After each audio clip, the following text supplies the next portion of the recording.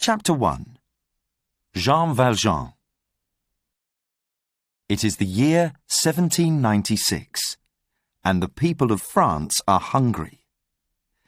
Not the rich people, of course. They have food. They have warm clothes. They have beautiful houses. No, it is the poor people of France.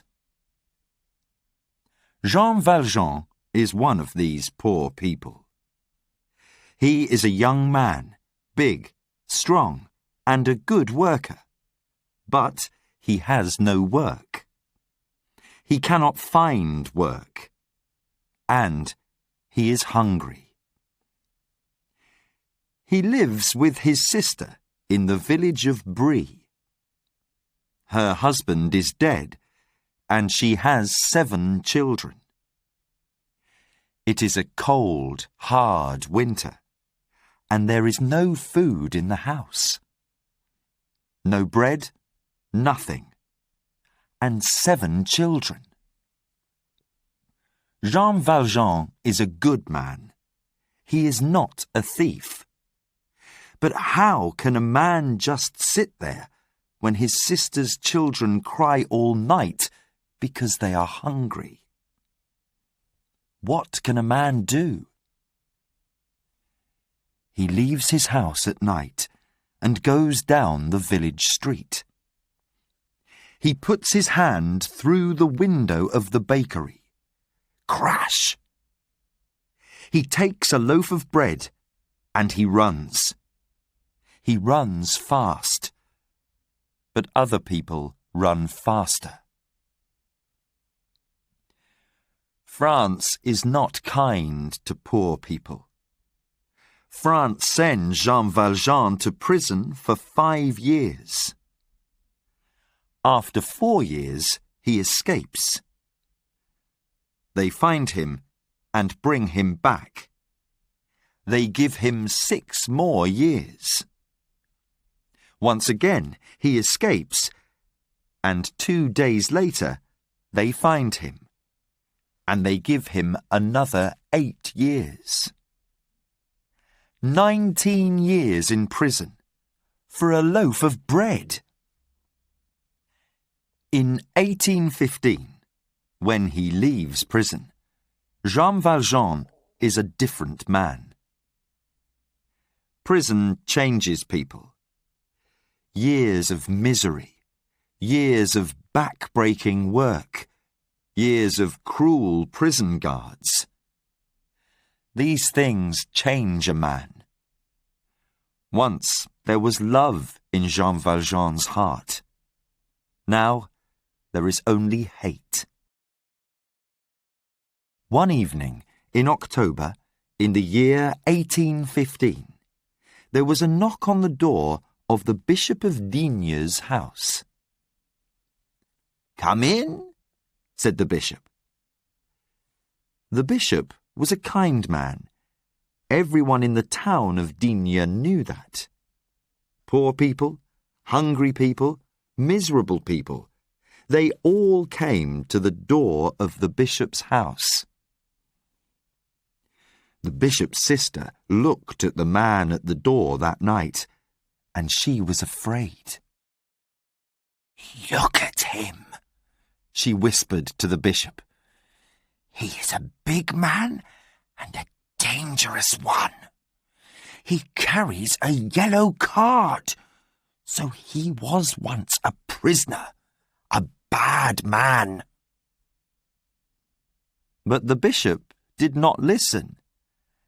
"Come in, my friend," he said to the man at the door. "Come in. You must eat dinner with us and sleep in a warm bed tonight." The man stared at the bishop. "My name is Jean Valjean," he said. "I was a prisoner in Toulon for 19 years. Here is my yellow card, see? People everywhere shut their doors in my face but not you." "Why not?" "Because, my friend, in the eyes of God, you are my brother," said the bishop, smiling. "So come in and sit by our fire." The bishop turned to his sister.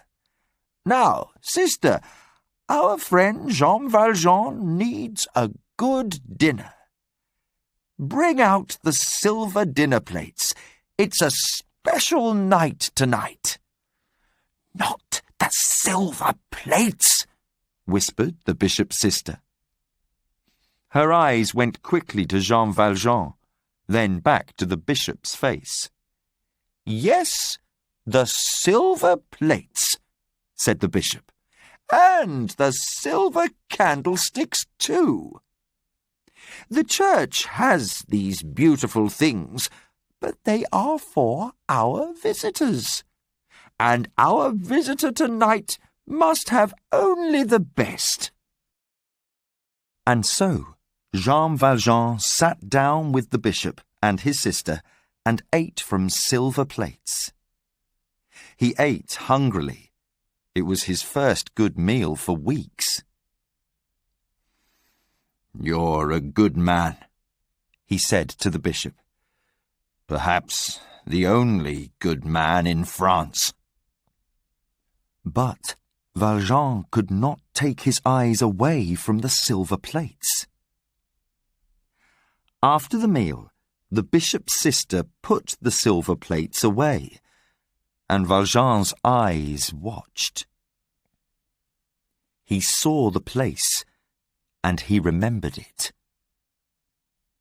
In the night, in his warm bed in the bishop's house, he thought about the plates. They were big, heavy, so much silver in them. "I can sell those plates," he thought. "For just one of them, I can eat well for months."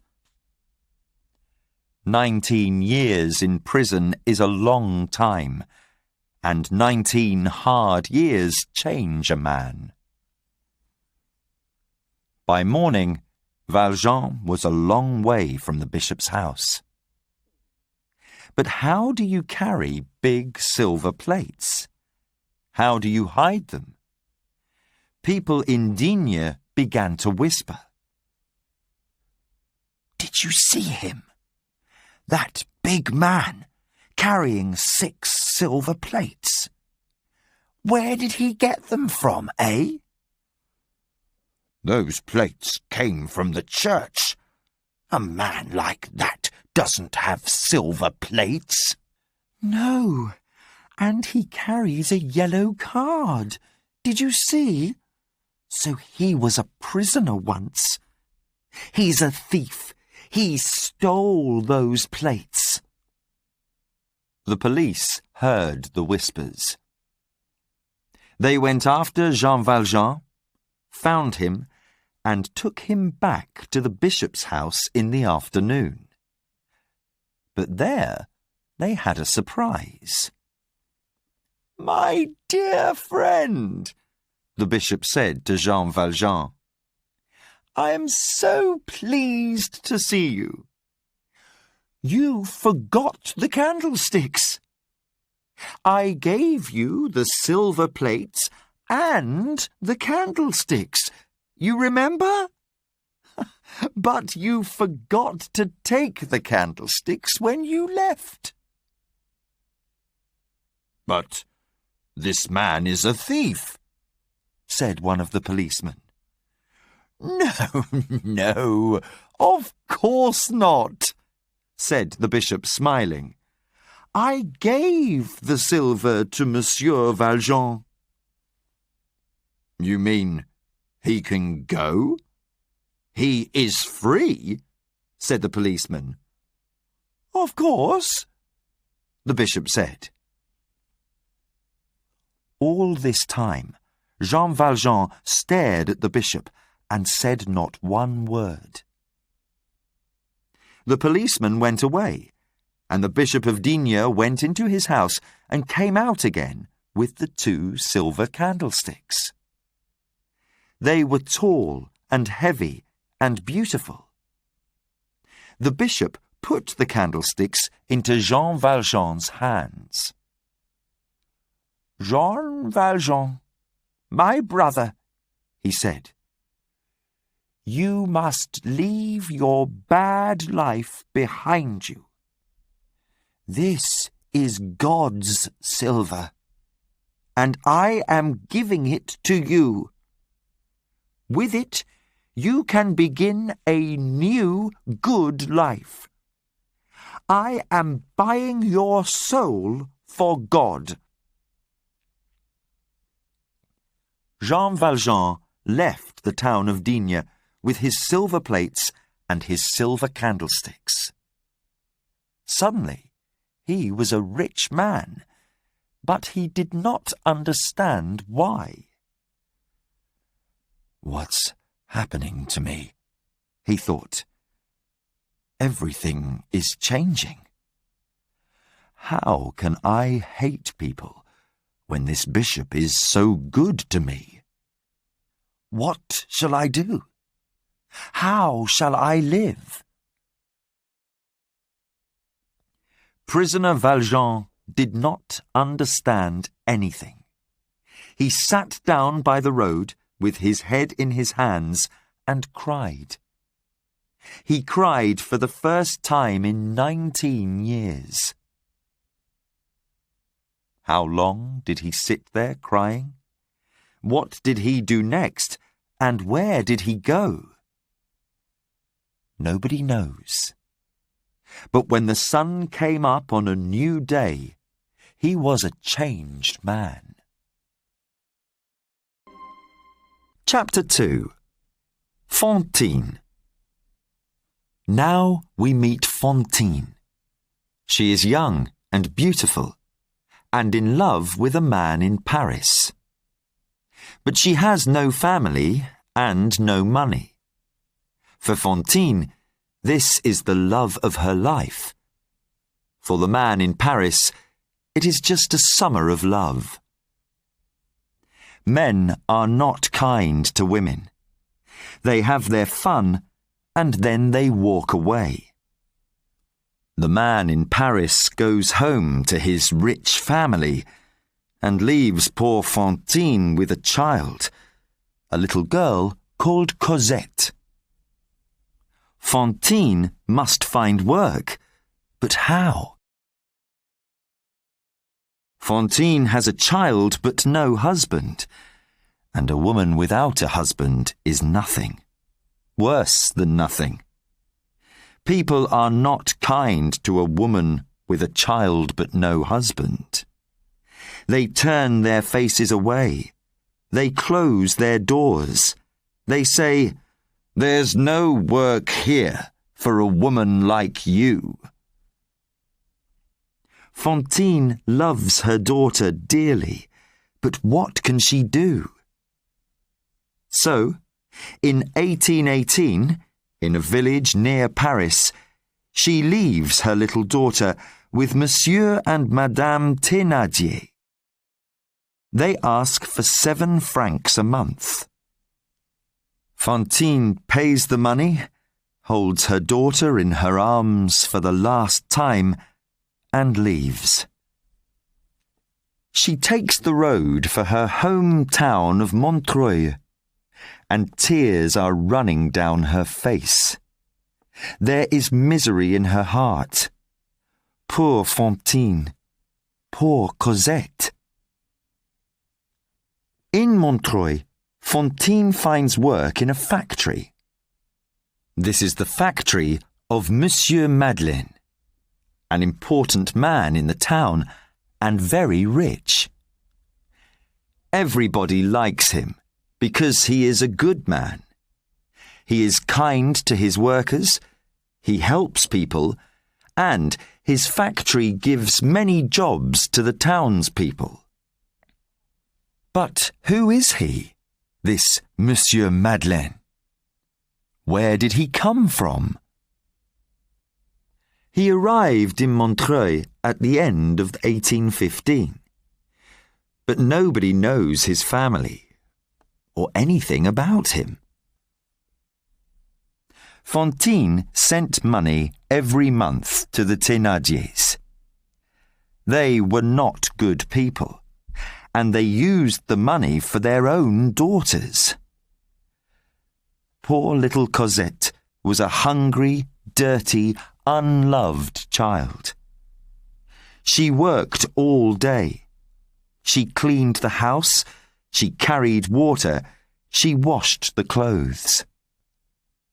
But Fantine knew nothing of this, and she worked long hours to make money for Cosette.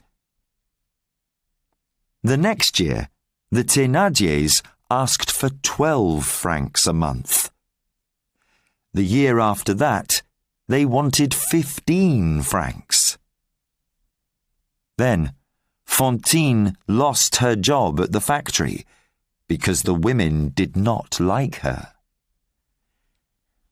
"She has a child in a village somewhere near Paris." "Yes, and where's her husband?" "She doesn't have one." "We don't want that kind of woman here. She must go." Fantine found work making shirts. It was hard work for little money. She was often ill, with a small, dry cough. The Thénardiers wrote again. "Your daughter needs a warm dress for winter. Send 10 francs at once." Fantine did not have 10 francs. She thought long and hard and went to the barber in the town. She took off her hat and her golden hair fell down her back. "That's beautiful hair," said the barber. "What can you give me for it?" 10 francs. "Then cut it off." She sent the money to the Thénardiers. "My daughter's not cold now," she thought. "She's wearing my hair." Soon, another letter came from the Thénardiers. "Send 100 francs, or Cosette must leave our house." 100 francs! How can a poor woman get that kind of money? There was only one way. One cold winter evening, outside a restaurant in the centre of Montreuil, a woman walked up and down. There was snow on the ground, but the woman wore an evening dress with flowers in her hair. Some young men came out of the restaurant, saw her, and began to call her bad names. They laughed and shouted, but the woman did not look at them. Then one young man took some snow and put it down the back of the woman's dress. The woman was Fantine. She gave a cry, turned, and hit the young man's face with her hands. People came to watch, laughing. A tall policeman arrived, took the woman by the arm, and pulled her away. "Come with me," he said. This policeman was Inspector Javert. He was new to Montreuil, and he was a hard man. To him, the law was the only important thing in life, and he hated criminals. The law in France at that time was not kind to women like Fantine. Javert took Fantine to the office of police. You hit a man in the street, and that's a crime, he told her. You're getting 6 months. 6 months in prison, Fantine cried. No! I'm not a bad woman, monsieur, please. I must work. I need the money for my little daughter. Please, please don't send me to prison. She fell to the floor, crying. Take her away, Javert said to a policeman. One moment, please, said a new voice. Everybody turned to look at the door, and there stood the good, the great Monsieur Madeleine. He was an important man in Montreuil. Inspector, he said, I was outside the restaurant too, and I can tell you the true story. The young man began the fight, and this poor woman, he looked at Fantine on the floor, must go free. She did nothing wrong. The woman is a criminal, said Javert angrily. She must go free, said Monsieur Madeleine. Ask the other people at the restaurant. We all saw the same thing. Fantine stood up slowly. She began to cough, a hard, dry noise. Monsieur Madeleine took her arm gently. My dear child, you are not well, he said. Javert's cold eyes stared at Monsieur Madeleine. Do I know you from somewhere? He said.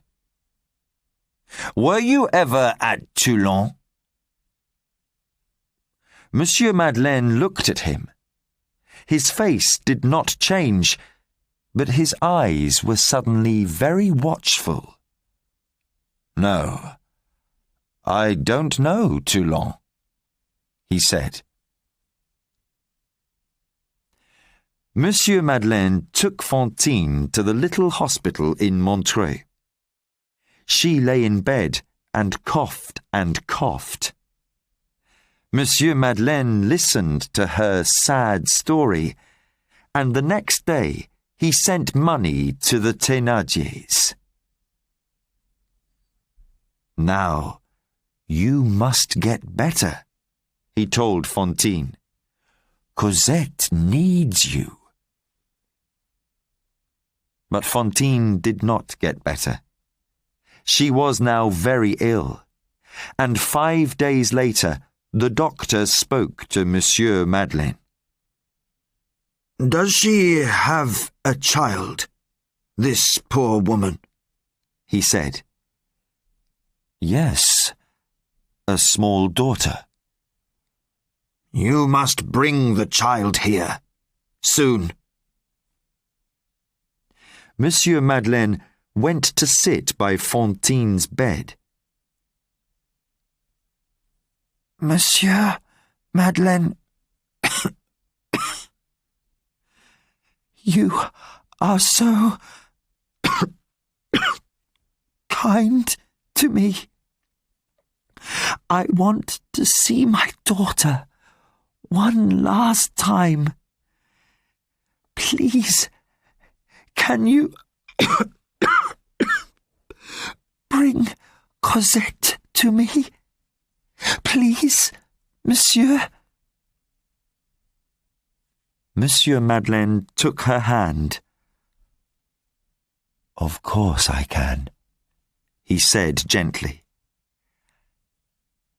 And then the door of the room suddenly opened behind him, and Fantine cried out, No! No! Monsieur Madeleine looked round quickly. Inspector Javert came into the room with 4 policemen. Jean Valjean, prisoner at Toulon. I am arresting you, Javert said.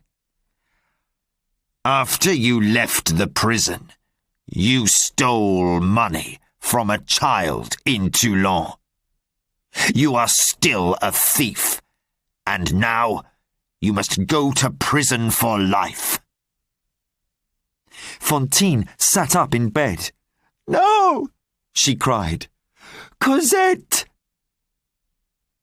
Monsieur Madeleine stood up slowly. "Inspector, give me 3 days," he said. He was a big man, much bigger than Javert. 3 days to bring this poor woman's child to her before she dies. Then you can take me. Javert laughed loudly. 3 days? You're going to run away! Behind the 2 men, Fantine cried out, "Monsieur Madeleine, please take care of Cosette.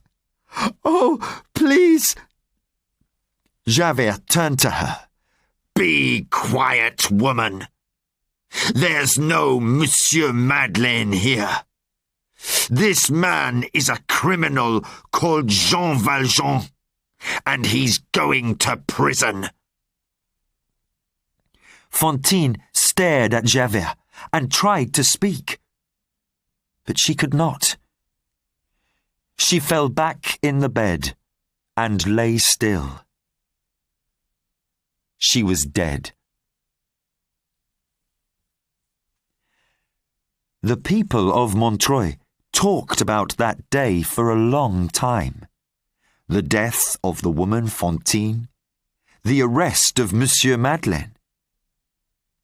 Javert put Monsieur Madeleine in a locked room in the police office. But in the night, he broke down the door and escaped. Where did he go?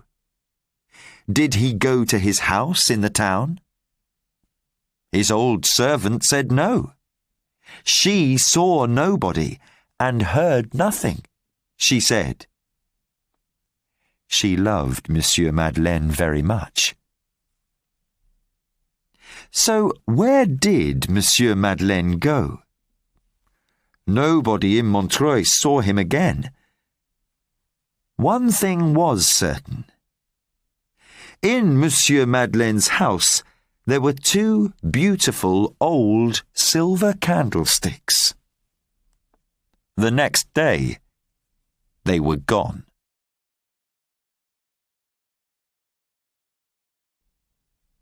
Chapter 3. Cosette. Monsieur Madeleine is, of course, Jean Valjean. You knew that already. After Digne, he sells the bishop's silver plates, but keeps the candlesticks. He comes to Montreuil, builds his factory, works hard, is kind to other people. He makes a new, good life, and is true to the Bishop of Digne. But after Valjean left prison in Toulon, and before he came to Digne, he was hungry. And in a street in Toulon, he stole some money from a boy. Just 1 franc, to buy bread. Because he did this, the law in France says that prisoner Valjean must go back to prison and stay there for life. He can never be a free man again. And so we meet Javert. Before Montreuil, he was a prison guard at Toulon. The law is his God, and he hates all criminals. He remembers Jean Valjean, that big, strong man, very well. He wants to see him in prison again. And he, Inspector Javert, is going to put him there. Jean Valjean remembers Javert now. He remembers the cold eyes, the hard voice, the cruel prison guard's smile. He remembers and is afraid. He knows that Javert is his enemy for life. But he remembers Fantine too. He remembers her dying words. Please take care of Cosette. Please. How can he leave this little girl without a mother, without a friend in the world? He must find her, Javert or no Javert. Monsieur and Madame Thénardier lived in a village called Montfermeil near Paris. There was no water in the village, and the nearest water was a small river in a wood 15 minutes' walk away. People carried the water in buckets to their houses. Cosette hated that wood. At night, the trees made noises. She was frightened of the noises, frightened of the dark, and, with a heavy bucket of water, it was a long walk home. One dark winter night in 1823, Madame Thénardier sent Cosette out to the river for water. Cosette ran to the river, and then, with her heavy bucket of water, she began to walk home. The trees were noisy tonight, whispering and laughing at her, and the little girl began to cry. "Oh, please, God, help me! Please, dear God!" And suddenly, the bucket was gone. A great hand came down and took it from her. She looked up and saw a big man in an old yellow coat. Sometimes we know, without words, when something good is happening. The little girl knew that now, and she was not frightened of the big man, not a bit. The man spoke to her. "Child, this is a very heavy bucket. Shall I carry it for you?" "Yes, monsieur." "How old are you?" "I'm 8 years old, monsieur." "Where is your mother?" "I don't know," said the child. "I haven't got a mother." "What's your name?" "Cosette." The big man stopped. He put the bucket down and looked into Cosette's face. "Why are you carrying a heavy bucket of water at this time of night? Who sent you?" "Madame Thénardier." "I would like to talk to this Madame Thénardier. Shall we go and see her?" "Yes, monsieur." Cosette was not afraid of the tree noises now. This big man, with his gentle voice, was a new and wonderful thing in her life. They walked to the Thénardiers' house. "Please, monsieur, can I carry the bucket now?" "But why?" "I can't ask people for help, Madame says. She hits me when I do that," Cosette said. "She hits me all the time." He gave her the bucket. The Thénardiers were very surprised to see Cosette's new friend, this big man in the old yellow coat. Inside the house, the big man looked at Cosette. He saw her thin clothes, her dirty hair, her big, frightened eyes. She was small for her 8 years. Her hands were red from kitchen work, and she had no shoes. "Why does this child have no shoes on her feet on this cold winter night?" he said to Madame Thénardier. Madame Thénardier looked at Cosette angrily. "Go into the kitchen, Cosette! There is work to do! Go!" "And who are you?" Monsieur Thénardier said. "I am here for Fantine, the child's mother," said the big man. "You don't need to know my name. Fantine is dead, so you can get no more money from her. Here," he put some money on the table, "is 1,500 francs. Now call the child. I'm taking her away." When Jean Valjean and Cosette left Montfermeil, Cosette did not look back. She never wanted to see Madame Thénardier again. She put her cold little hand into Valjean's great hand and looked up into his face. "Monsieur," she said, Can I call you father?" Valjean looked down at her big round eyes. "Yes," he said. He did not know love. He did not understand love. But in that moment, suddenly, he felt a father's love for this small child. "Yes," he said again. "Yes, you can call me father. It's a good name." Hand in hand, they walked away on the road to Paris. In Paris, Cosette learnt to laugh and to sing like a bird and to be happy. Jean Valjean learned to be father and mother to this child, and he loved her dearly.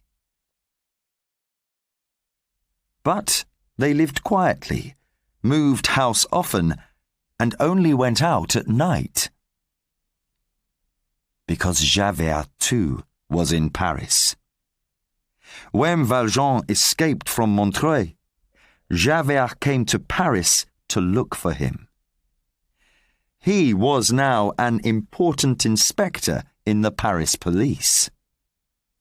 Every criminal in Paris was afraid of Inspector Javert. Once, Valjean saw Javert by the river, and the next day he looked for a new place to live. He found one, behind the high walls of a girls' school.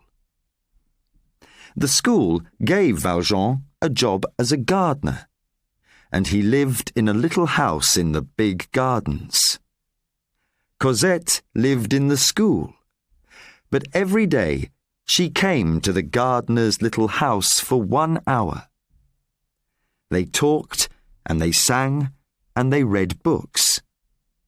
It was the happiest hour in the day for her and for Jean Valjean. And so the years passed.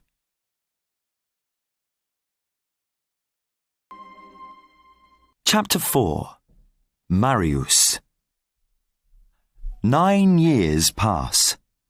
Valjean and Cosette are living in the Rue Plumet in Paris, in a house with a big garden. It is a quiet street, and nobody comes there. This pleases Valjean, because he is still afraid of Inspector Javert. Cosette is now a young woman. She is tall, with golden brown hair. She is beautiful, but there are many beautiful faces in the world. The wonderful thing about Cosette's face is her smile. A slow, warm, gentle smile, like sunlight after rain. And now we must meet Marius and his young friend Gavroche. Marius is a student, a young man with many ideas but no money. Paris is full of young men like this. Marius has a grandfather. His father is dead, but he does not talk to him. Their political ideas are very different. At 17, he leaves home with 30 francs, his watch, and a small bag of clothes.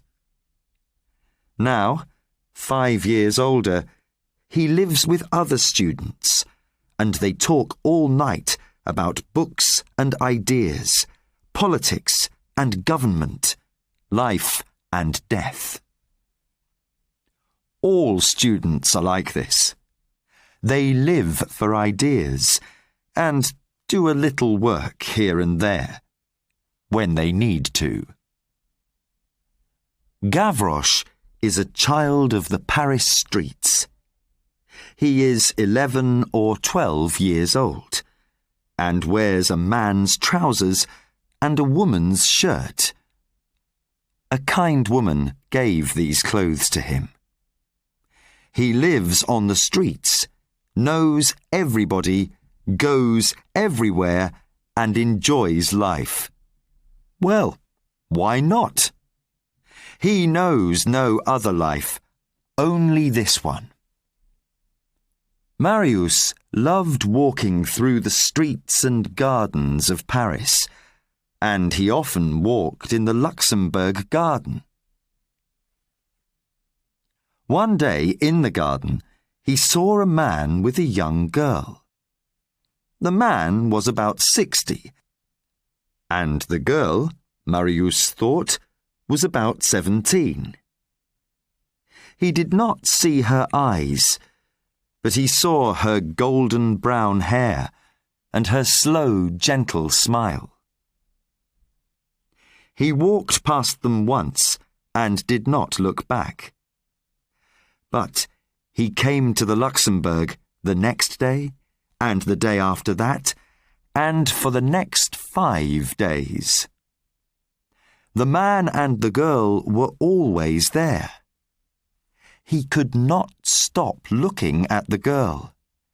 He wanted very much to see that smile again. On the 7th day, the girl turned her head and looked at Marius. She looked into his eyes across the garden, and that look went like a bullet from a gun into Marius's heart. There were no words, but at once Marius knew and the girl knew. This was love. Life stopped for Marius then. He spent hours in the Luxembourg, and every time he saw her, the sun came out and all the birds in the garden began singing. But the man began to look at Marius too, and his face was not friendly. Marius was afraid, and he went to Gavroche. "Gavroche, please, you must help me." "Why? What's the matter, Monsieur Marius?" "There's a girl, Gavroche. She walks in the Luxembourg every day. I want you to follow her home and tell me the address." "Why don't you follow her? I'm busy." said Gavroche. I'm afraid to, said Marius. Her father, grandfather, I don't know, is watching me. He doesn't like me. Why is this important, Monsieur Marius? Gavroche said. He had a big smile on his face. Because I'm in love, shouted Marius. Please, Gavroche, do it. Gavroche ran away, laughing. 2 days later, he came to Marius's rooms. Rue Plumet, he said. House at the end of the street. Hard to find. You need to look for it. Spring came, and Cosette began to go out into the garden at Rue Plumet. She was usually alone. Her old servant, Toussaint, was always in the kitchen, and father, Jean Valjean, was in his room, reading. Cosette was sad. She remembered the young man in the Luxembourg garden, but father no longer wanted to go there. But that evening, in the Rue Plumet garden, something very wonderful happened. She heard a voice, a man's voice. She looked round, and it was him. I'm so sorry, he said. Please, don't be afraid. I just wanted to... You remember the Luxembourg garden? I saw you there for the first time. I can't forget you. Day and night I think about you. Please, don't be afraid. You see, I love you. It just happened to me. I can't stop it. Don't be afraid. Please. Cosette listened to this wonderful river of words, and then held out her hand to him.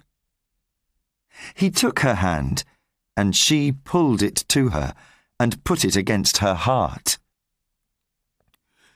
Then you love me, he said. Of course. You know that. A kiss. No words. They did not need words. Later, words came. The story of his life, the story of her life, everything. Between lovers, everything is interesting.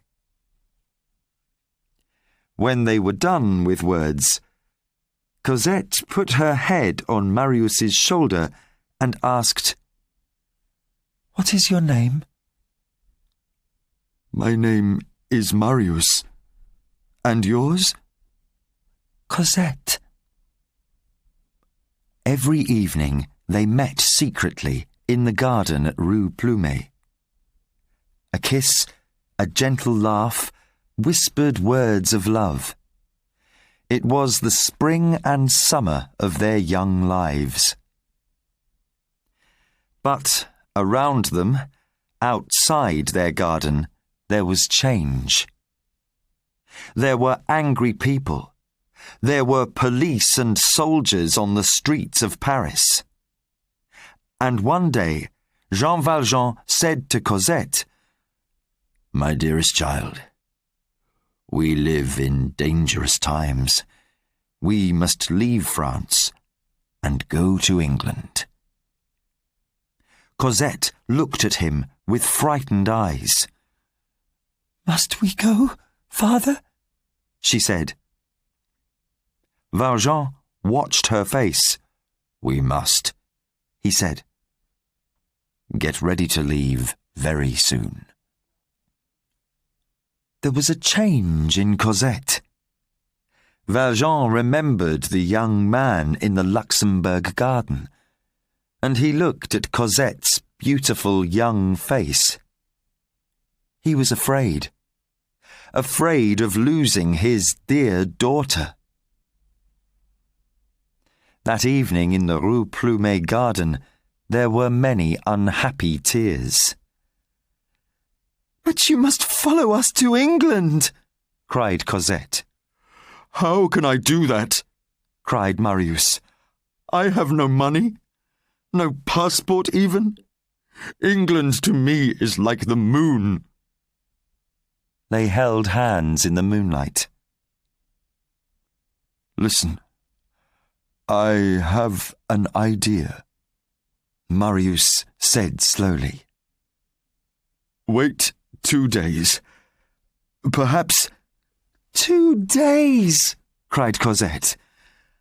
"How can I live 2 days without you?" Chapter 5. Love and Rebellion. So, what is Marius's idea? It is this. He wants to marry Cosette, but he has no money. His grandfather has money. He must ask his grandfather. But his grandfather is an old man, and old men's ideas do not change easily. He shouts at Marius. Marius shouts back, and that is the end of that. The next evening, he goes as usual to the Rue Plumet. There is nobody in the garden. The house is dark. The windows are closed. Cosette and her father are gone. Marius cannot live without Cosette. He wants to die.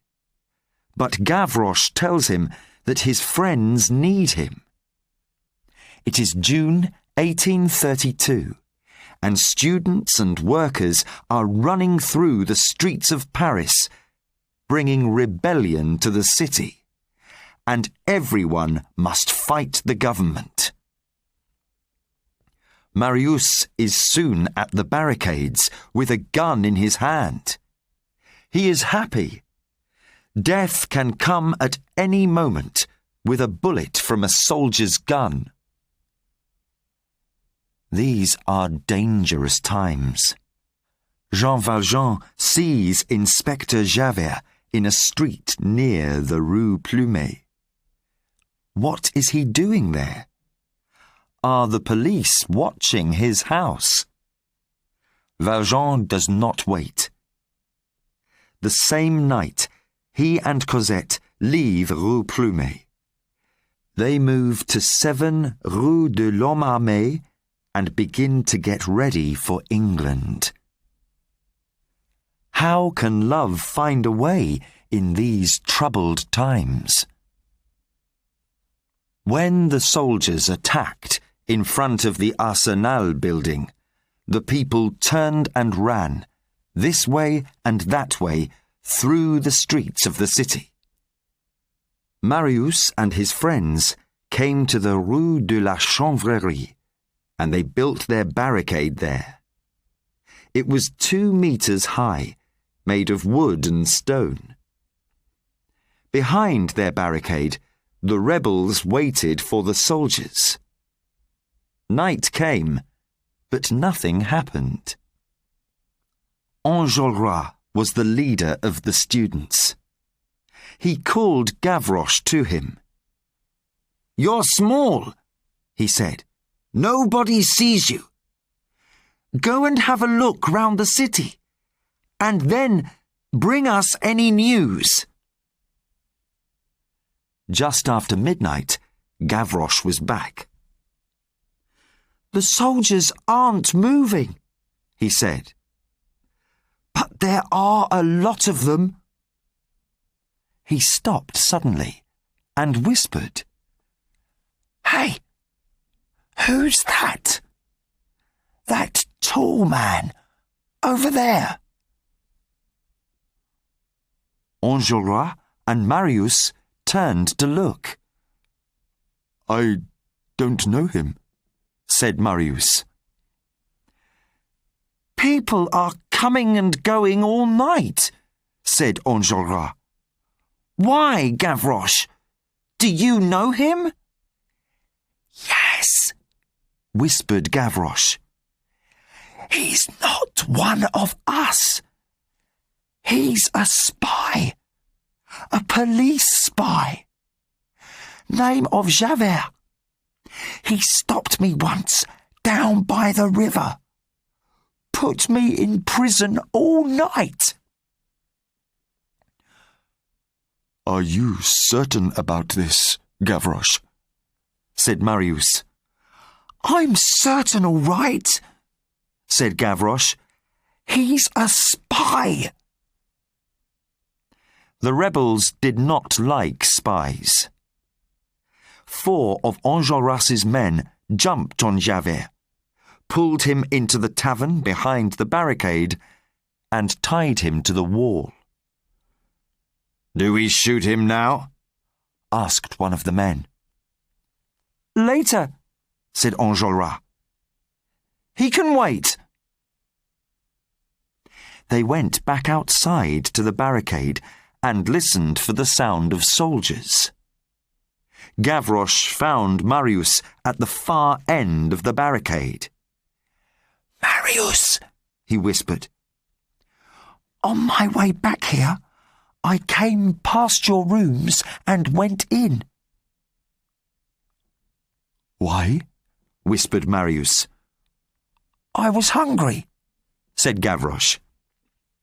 The woman in your house is nice. She always gives me something to eat. But she had a letter for you. She gave it to me. It came 2 days ago, she said. A letter? A letter from whom? Suddenly, there was hope in Marius's heart.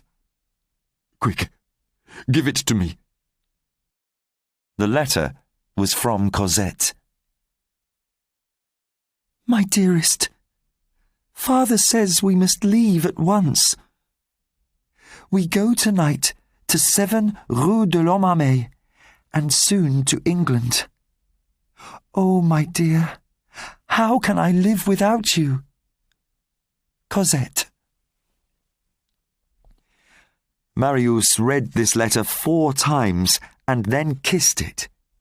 She still loved him. He must write back to her and say his last goodbye. There was still no sound of soldiers in the street. He found some paper and a pencil. Cosette, dearest, I came to the Rue Plumet, but you were gone already. We cannot marry. I went to my grandfather, and he said no. I have no money, and you have no money. I love you. I can never forget you. The fighting begins here very soon. When I am dead, don't be sad. Our love was beautiful.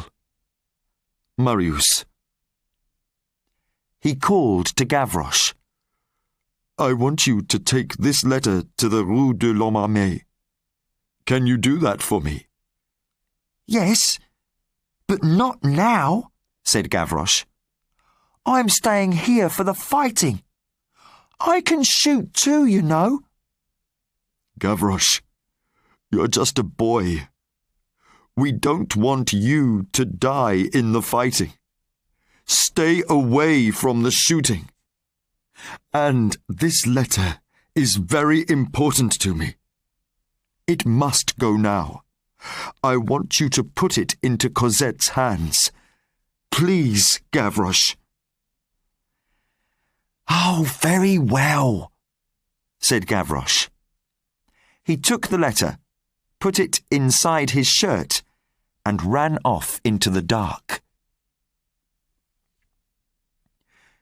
When Valjean and Cosette left the house in Rue Plumet, Cosette was very sad. Valjean saw this, but he said nothing. In the Rue de l'Homme Armé, Cosette stayed in her bedroom. Toussaint took her meals up to her. In the night, Valjean could not sleep. The city was quiet, but for how long? He went outside the house and stood in the street, listening. There were voices in the next street, and then he heard singing. A boy singing. Gavroche came up the street, looking at the house numbers.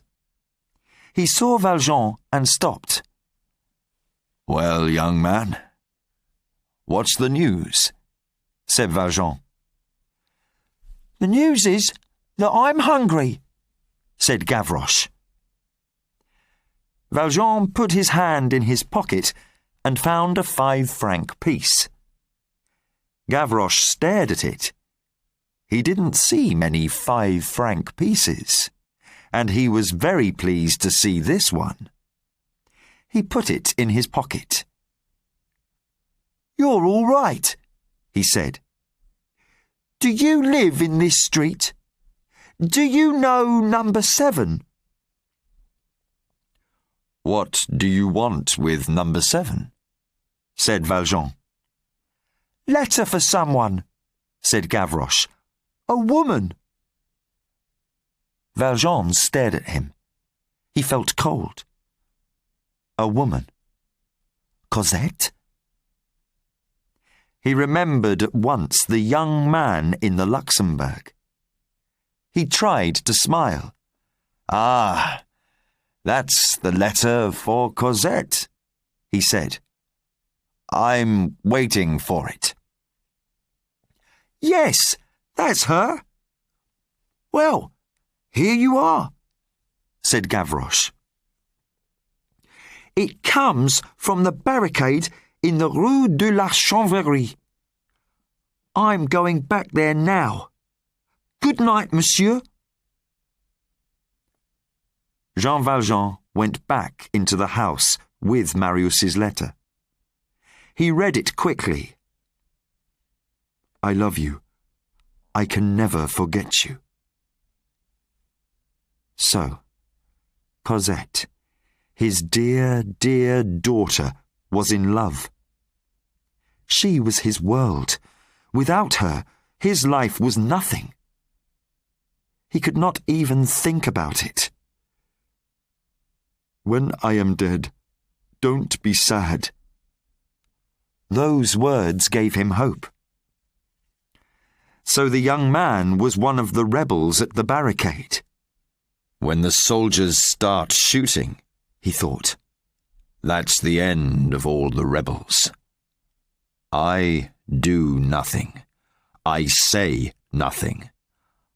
I keep this letter and poof, nothing changes in our lives." But Valjean did not feel easy. He remembered all their happy years as father and daughter, and he saw again Cosette's sad eyes when they left the Rue Plumet. How could he take her away to England? He turned and went out of the room. A little later, he left the house wearing dark clothes and carrying a gun, and walked away down the street.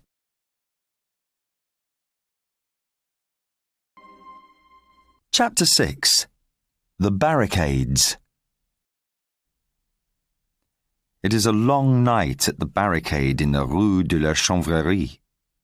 The news is bad. More and more soldiers are arriving in the city. But the people stay in their homes. This time, they don't want to fight the government.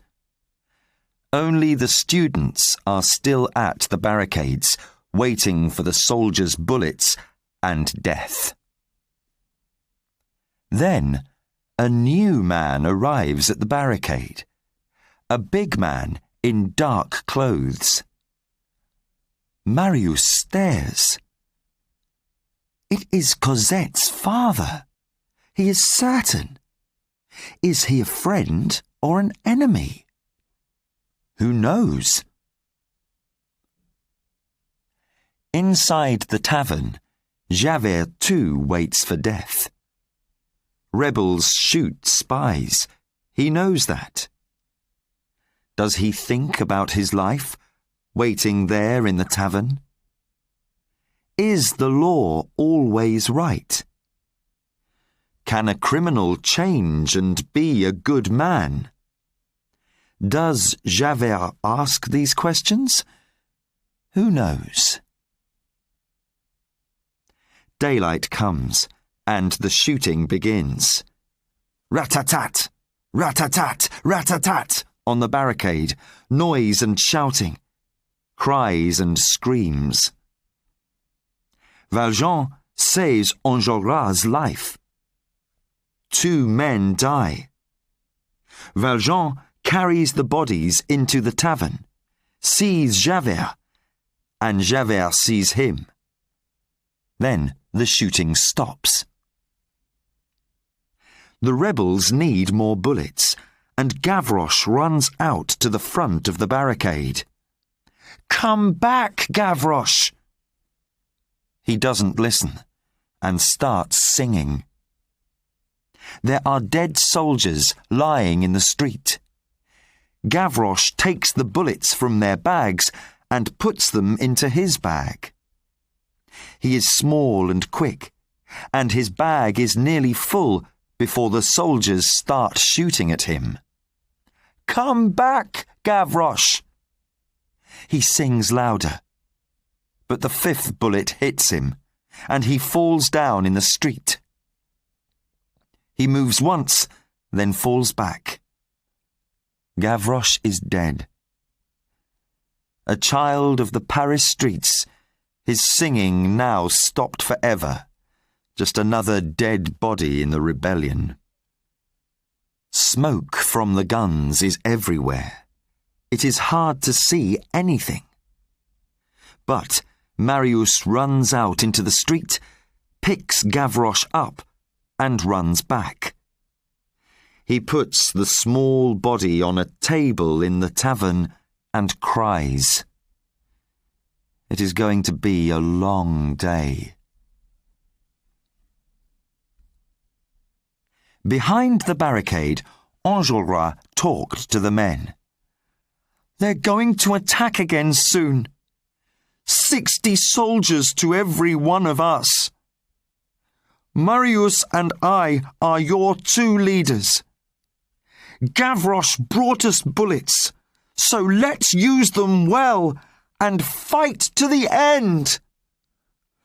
"Let's kill the spy now," said one of the men. Then Valjean spoke. "Give him to me. I can do that for you. I'd like to shoot him." Enjolras looked at him.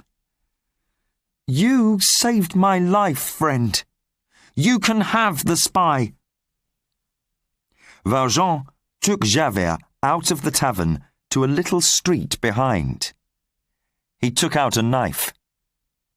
"Ah, a knife," said Javert. "Of course, a criminal's way to kill. So, kill me, and be quick." Valjean said nothing. He cut the ropes around Javert's arms and legs, then stood up and said, "You're free to go." Javert stared. He could not understand this. "I live in the Rue de l'Homme Armé," Valjean said. "The next time we meet, you can arrest me. Now, go." Javert turned and walked away. Valjean fired his gun into the air, then went back to the barricade. "It's done," he told Enjolras. Now the second attack began. The government had more men, more guns, more bullets, and, one by one, the students began to die. Marius was on top of the barricade.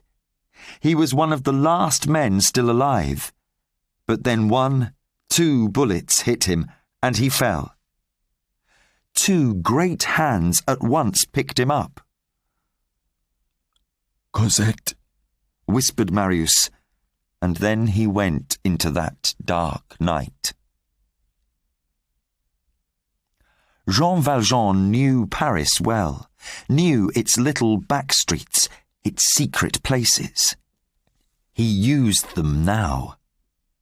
With the dead or dying Marius in his arms, he ran through the back streets, watching at every corner. Night came, and the sky was full of the smoke from the guns. Valjean stopped to rest. In Marius's pocket, he found a piece of paper. "Take my body to my grandfather's house in—" The address was in the Marais, not far away. Valjean began to pick up Marius's body again, and a hand came down hard on his shoulder. Valjean turned. Javert stood behind him. "What are you doing here?" he said. "Who is this man?" Valjean stood up. "Inspector Javert," he said. "I told you. I'm tired of running and hiding. You can arrest me. Put me back in prison. I ask just one thing. Help me to take this young man home. That is all." "He's dead," said Javert. "No, not yet. He lives in the Marais with his grandfather. Look." He showed Javert the piece of paper. Javert read the address, then called to a carriage along the street. They put Marius's body on the back seat and sat side by side on the front seat. At the house of Marius's grandfather, a servant opened the door. She gave a little scream when she saw Marius in Valjean's arms. "It's Monsieur Marius!" "Take the boy in," said Javert. "I'm waiting for you, here at the door." His voice was different, uncertain. Valjean looked at him, then carried Marius's body into the house. "Call a doctor quickly," he said to the servants. "He was at the barricade and has 2 bullets still in him." Then he came back downstairs and out into the street. Javert was gone. Valjean looked up and down the street. Nothing. Nobody. Down by the river Seine, near the Place du Châtelet, Javert stood on the bridge, looking down into the water. "What must I do?" he thought. But for the first time in his life, he had no answer. Valjean's words at the barricade went through his head again and again. "You're free to go. Free to go. Free to go." "I can do one of 2 things," Javert said to the river. "I can arrest him, or I cannot arrest him and say you are free to go. But the law is the law, so I must arrest him. But he gave me my life, so I must give him his life. But the law is the law." And a voice in Javert's head said, "You worked for the law all your life, but Jean Valjean is a better man than you are." For a long time, Javert stared down at the river. But the river gave him no answer to his question. Then he took off his hat and put it carefully on the ground. A moment later, he stood high on the bridge, then fell down into the dark river. There was a splash, and that was all. Chapter 7. Love and Death. Marius lies for a long time between life and death. But, months later, he is well again. Cosette visits him every day, and this, of course, helps him a lot. His grandfather is happy to have his grandson back, and is happy to have a new granddaughter in Cosette. The two young people marry, and live in the house of Marius's grandfather in the Marais. There is a surprise for the young people. Cosette has money. A lot of money, Valjean tells them. She has 600,000 francs.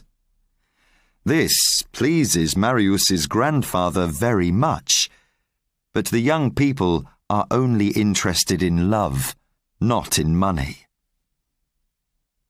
Where does it come from, this money? Years ago, when Valjean was Monsieur Madeleine with a factory, he was a rich man. Before he left Montreuil, he took his money and the bishop's candlesticks to a secret place. When he needs money, he goes back there. Now this money is for Cosette, and the candlesticks stand in Valjean's house in the Rue de l'Homme-Armé. They look very fine, and Toussaint cleans them every day. A new life begins for everybody, but there are still secrets from the past, and Valjean wants to tell them. He feels old and tired. Death is coming for him at last, he feels. He calls Cosette and Marius to his bedside. Listen, dearest Cosette, to the story of your mother, he says. Cosette hears the story of Fantine's sad life. She learns that Valjean is not her real father. But in her life there is only one father, and that is Valjean, she tells him. Come closer, my children, he says. I love you dearly, and I die happy. Come closer, and take my hands. Cosette and Marius are by his bed, holding his hands and crying. His great hands are still and do not move again. He lies with his head turned up to the sky, and the light from the bishop's candlesticks falls upon his face.